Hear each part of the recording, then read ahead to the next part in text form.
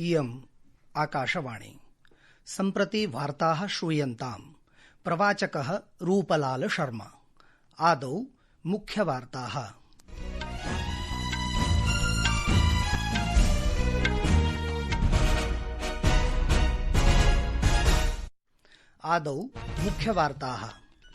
प्रधानमन्त्री श्री नरेन्द्र मोदी अद्य राष्ट्रिय राजधान्यां नवदेहल्यां भारतीय जनता पार्टीति दलस्य नवनिर्मित कार्यालयस्य समुद्घाटनम् अकरोत्। रक्षामन्त्रिणा श्री राजनाथ सिंहेन देशस्य मानव सुरक्षा रूपरेखायां कृत्रिम बुद्धिमत्ता तन्त्रस्य, ड्रोन तन्त्रस्य, स्वचालित प्रतिक्रिया तन्त्रस्य च एकीकरणार्थं प्रबला प्रतिबद्धता प्रकटिता। रेलमन्त्री अश्विनी वैष्णवः अद्य बिहाराय त्रयाणाम् अमृत भारत द्रुत रेलयानानां समर्पणम् अकरोत्। केन्द्रीय स्वास्थ्य परिवार कल्याण मन्त्रिणा जगत प्रकाश नड्डावर्येण अद्य प्रोक्तं यत् स्वस्थ नारी सशक्त परिवार अभियानस्य अन्तर्गतं आराष्ट्रं 9 लक्षाधिक स्वास्थ्य शिबिराणि आयोजितानि। भारतीय ऋतु विज्ञान विभागेन अद्य सौराष्ट्र कच्छ प्रदेशयोः विभिन्न स्थानेषु अतिवृष्टेः रक्तवर्णीय संचेतना प्रकटीकृता। अपि च कनिष्क महिला ISSF विश्व चषक कनिष्क प्रतिस्पर्धायां नवदेहल्याम् अद्य भारतस्य महिला 10 मीटर वायुभुसुण्डी स्पर्धायाम् उत्कृष्टं प्रदर्शनम् अकरोत्।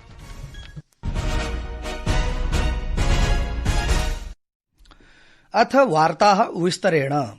प्रधानमन्त्री श्री नरेन्द्र मोदी अद्य राष्ट्रिय राजधान्यां नवदेहल्यां भारतीय जनता पार्टीति दलस्य नवनिर्मित कार्यालयस्य समुद्घाटनम् अकरोत्।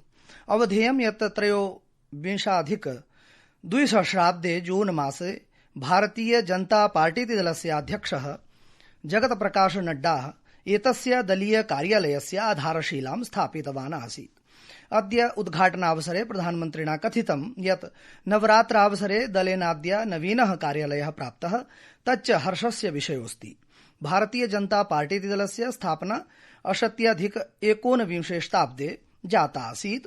तदारभ्य कार्यकर्तारः अजस्रं पुरुषार्थं विधाय दलम् उन्नतशिखरं यावत् प्रापितवन्तः।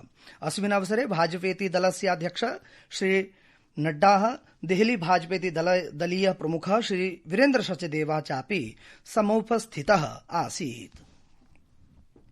रक्षामन्त्रिणा राजनाथ सिंहेन देशस्य मानव सुरक्षा रूपरेखायां कृत्रिम बुद्धिमत्ता तन्त्रस्य, ड्रोन यन्त्रस्य, स्वचालित प्रतिक्रिया तन्त्रस्य एकीकरणार्थं सबल प्रतिबद्धता प्रकटीकृता।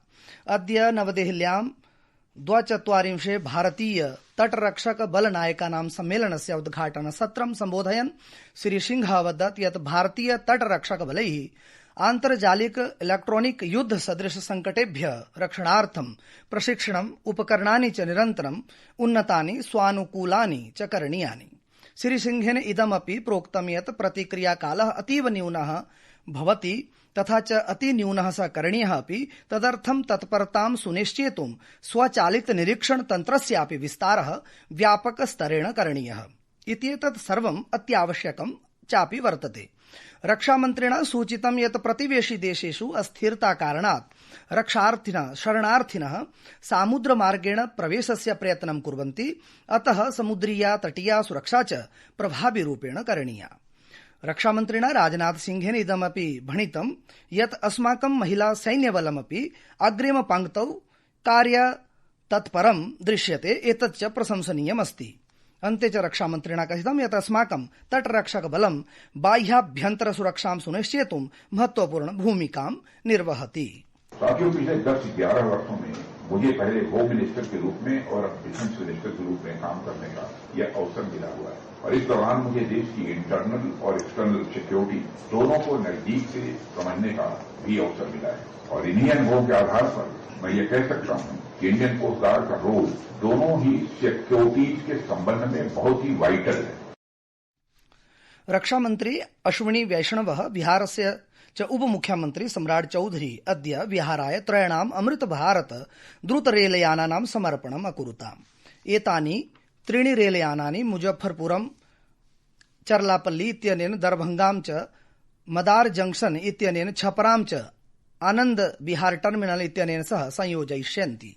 रेलमन्त्री नवदेहलीत आभासीय पटल माध्यमेन लोकार्पण कार्यक्रमेण सह समवेतः आसीत्। अपि च उपमुख्यमन्त्री सम्राट चौधरी पटना जंक्शनतः एतेषां रेलयानानां शुभारम्भं हरित पताकोत्तोलन पुरस्सरम् अकरोत्। एतानि रेलयानानि अतिरिच्य 4 यात्री रेलयानानि नवादा, इस्लामपुर, बक्सर, झाझा इत्यादीनि प्रमुखनगरैः सह संयुक्तानि भविष्यन्ति। एतैः अमृत भारत रेलयानैः राज्यस्य रेल सम्पर्कः इतोपि सुदृढो भविष्यति। अयञ्च बिहारस्य व्याजेन विकसित भारतस्य संकल्पनायाः दिशि कश्चन विशिष्ट पदक्रमो वर्तते। अन्ते च श्रीवैष्णवेन प्रोक्तं यत् पूर्वं रेलवे तन्त्राय केवलं 1,000 कोटि रूप्यकाणां वार्षिक व्यय प्रावधानं भवति स्म, तच्च साम्प्रतं 10,000 कोटि रूप्यकाणि यावत् वर्धितम् अस्ति। लाख करोड़ रुपए के projects worth rupees 1 lakh crore are going on in Bihar, which will benefit the country and all the citizens of Bihar. Electrification of railways has been achieved at 100% and 1,899 kilometers of new tracks have been laid. 899 kilometre नए track बिछाए। संस्कृत वार्तायाः संस्करणम् इदानीम् आकाशवाणीतः प्रसार्यते।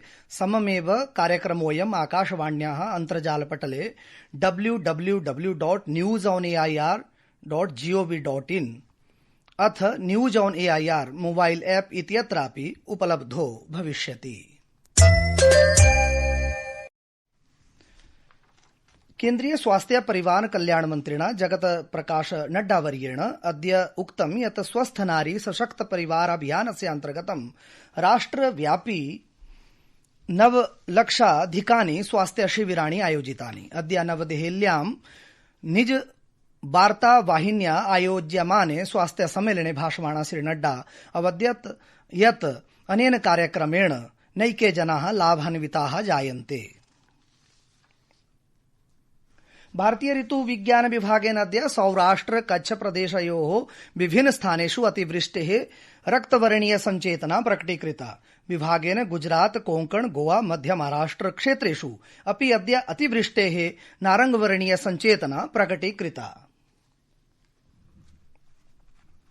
केन्द्रीय वाणिज्य उद्योग मन्त्री पीयूष गोयलः अवदत् यत् यूरोपीय मुक्त वाणिज्य संघीय देशैः तद्धि आइसलैंड, उचेस्टीन, नार्वे, स्विट्जरलैंड इत्याख्यैः सह मुक्त वाणिज्यीय सन्धि अक्टूबर मासस्य प्रथम दिनांकात् प्रभावी भविष्यति। गोयलः अद्य उक्तवान् यत् विकसित देशाः भारतेन सह वाणिज्यिक सन्धौ हस्ताक्षरार्थम् इच्छुकाः सन्ति। उपर्युक्तानि तथ्यानि मन्त्रिणा अद्य ग्रेटर नोएडा मध्ये उत्तर प्रदेश अन्ताराष्ट्रिय वाणिज्य सम्मेलनस्य समापनावसरे प्रकटितानि। भारतीय जनता पार्टी दलस्य अध्यक्षः जगत प्रकाश नड्डाः अवदत् यत् तमिलनाडु राज्यस्य कुरूर मध्ये अभिनेतुः विजय थालापति इत्यस्य जनसभायाम् उत्कण्ठित जनभीति संचार कारणात् जातायां घटनायां नैकेषां जनानां मृत्युः सञ्जातः। तत्र कथं कृत्वा इयं घटना प्रवृत्ता तस्य कारणान्वेषणार्थं किञ्चित् दलीय प्रतिनिधिमण्डलं तत्र प्रेषितम् अस्ति। भाजपा इति दलीय प्रतिनिधिमण्डलं प्रभावित परिवारैः सह मेलयिष्यति तथा च अध्यक्षाय समाख्यामपि प्रतिवेदयिष्यति।